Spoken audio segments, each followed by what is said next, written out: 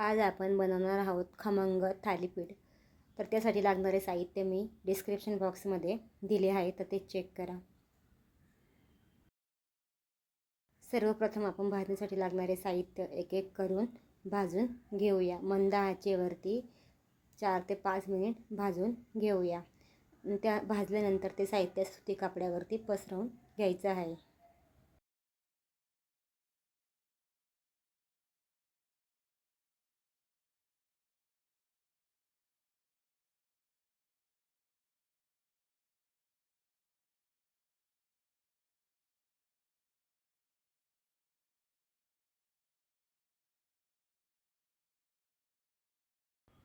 इथे सर्व डाळी मी एकत्र करून मंद आचेवरती 4 ते 5 मिनिट भाजून घेणार आहे.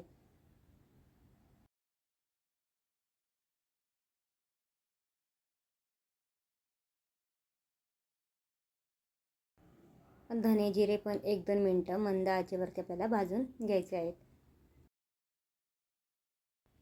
आता हे सर्व धान्य थंड झाल्यावरतीच आपल्याला गिरणीमधून दळून घ्यायचं आहे.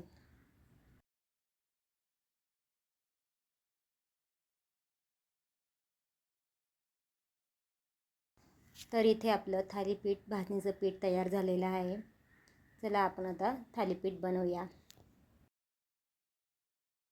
तर कढईमध्ये 2 वाटी मी थालीपीठ भाजणी घेतलेली आहे. त्यामध्ये सफेद तीळ, कांदा, आलं, लसूण, हिरवी मिरचीची पेस्ट,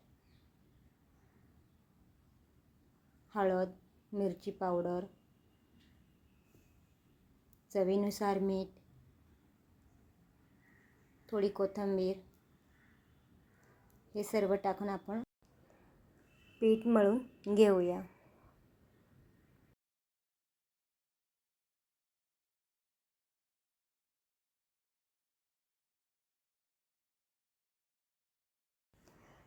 आता आपलं पीठ मळून तयार झालेलं आहे.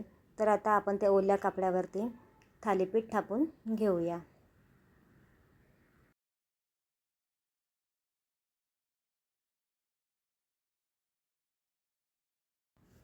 थालीपीठ आपल्याला मंद आचेवरती दोन्ही साईडने खरपूस भाजून घ्यायचं आहे.